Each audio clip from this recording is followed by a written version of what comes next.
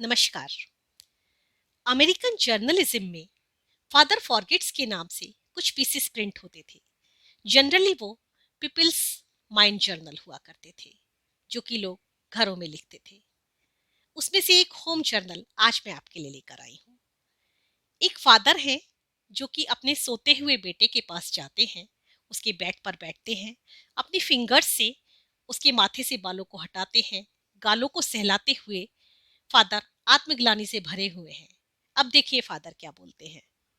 My sun, I remember, सुबह जब तुम स्कूल के लिए तैयार हो रहे थे, तुमने अपने फेस को ठीक से क्लीन नहीं किया था।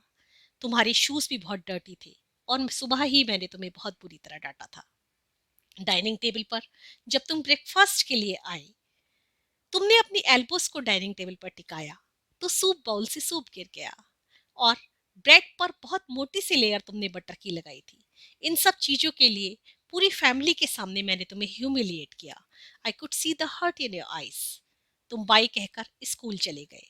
स्कूल से आए तो तुम सब कुछ भूल चुके थे। चेंज करके तुम पार्क खेलने जा रहे थे।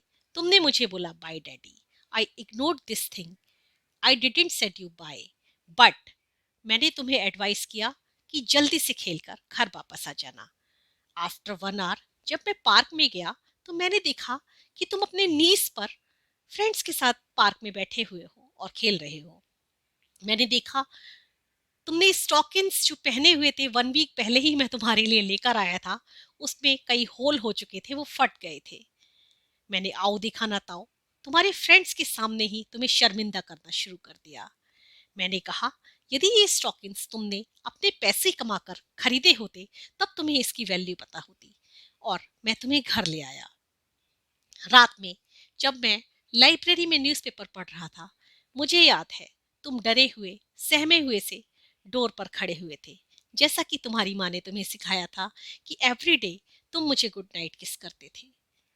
तुम शायद उसी के लिए आए थे, बट मैंने तुम्हें इग्नोर किया।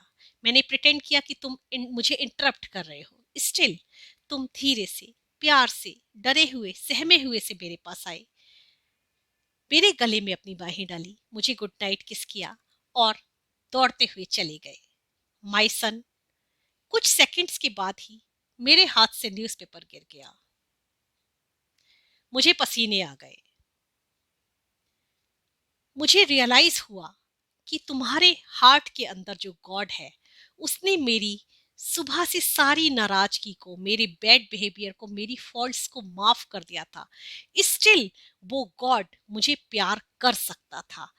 वो प्यार का कुआं सूखा नहीं था। मैंने तुम्हारे साथ बहुत बैड बिहेवियर किया, स्टिल तुमने वो सब माफ करके, वो सब इग्नोर करके मुझे प्यार किया। माई सन, ऐसा नहीं है कि मुझे तुमसे प्यार नहीं है, but it was me who was expecting too much from you.